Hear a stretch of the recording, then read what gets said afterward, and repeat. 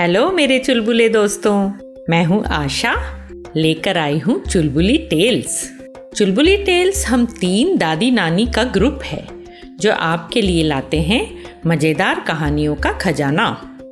आज की कहानी है एक बेबी कैमल की।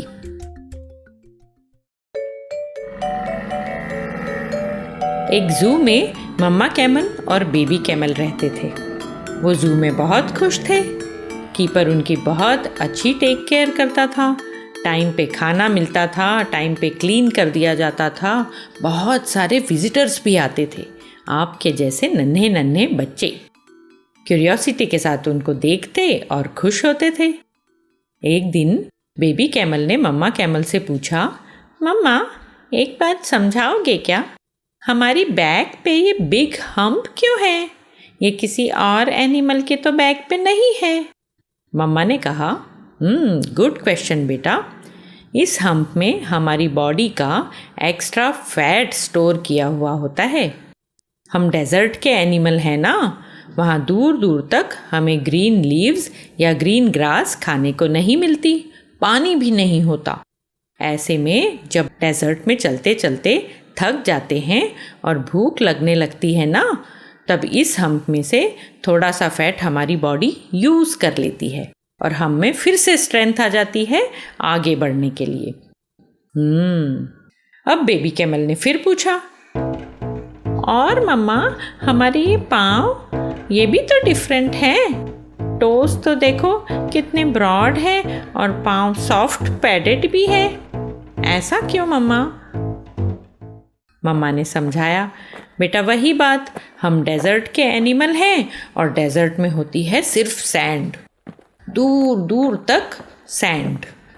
सैंड में तो कोई ह्यूमन या एनिमल ठीक से बैलेंस करके चल भी नहीं पाता और हम तेजी से फास्ट दौड़ पाते हैं।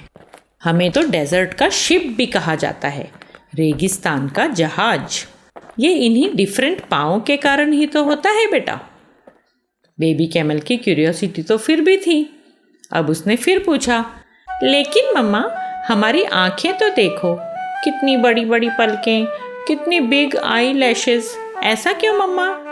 मम्मा ने हंसकर समझाया, बेटा डेजर्ट में बहुत तेज हवाएं चलती है और सैंड आकर हमारी आंखों में घुस सकती है।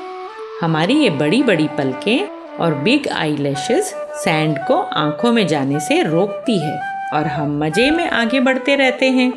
बेबी कैमल की समझ में सब बातें आ रही थी, पर फिर भी उसने एक क्वेश्चन पूछा, मम्मा जब हमें गॉड ने इतनी सारी क्वालिटीज़ दी हैं डेजर्ट में रहने के लिए, तो हम यहाँ जू में क्या कर रहे हैं? मम्मा सरप्राइज्ड थी। बच्चों, क्या आपने सोचा है कि जो क्वालिटीज़ आप में है वो आप और डेवलप कर रहे हो? आई एम श्योर आप में से कई बच्चे डांसिंग एंड सिंगिंग को एंजॉय करते होंगे। किसी टीचर की हेल्प से इस स्किल को आगे बढ़ाइए। कई बच्चे ड्राइंग या क्रिएटिव आर्ट में एक्सपर्ट होंगे। आपको इस स्किल को और पॉलिश करना चाहिए। कुछ बच्चे ब्रिलियंट मैथ्स के सम्स सॉल्व करने में परफेक्ट होंगे। आप आगे चलकर मैथमेटिशियन बन सकते हैं। और कुछ नॉटी बच्चे उछल कूद, गुलाटी, जंप, उल्टा पुल्टा इसी में दिन बिता देते होंगे। ऐसे बच्चों को जिम्नास्टिक की फील्ड में आगे बढ़ना चाहिए।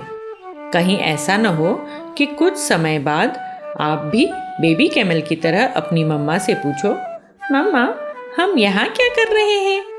तो बच्चों, अपनी अपनी स्किल और क्वालिटीज़ के अकॉर्डिंग फील्ड में प्रैक्टिस करो, आगे बढ़ो और एंजॉय करो। ऑल द बेस्ट बच्चों। आज की कहानी कैसी लगी बच्चों? फिर नई कहानी के साथ जल्दी मिलेंगे। चुलबुली टेल्स की मज़ेदार कहानियों को सुनते रहने के लिए ईपीलॉग मीडिया वेबसाइट पर या अपने फेवरेट स्ट्रीमिंग ऐप जैसे कि जियो सावन, गाना, गूगल पॉडकास्ट, स्पॉटिफाई जरूर सब्सक्राइब करें ताकि आपको हमारी नई कहानियों की नोटिफिकेशन मिलते रहें।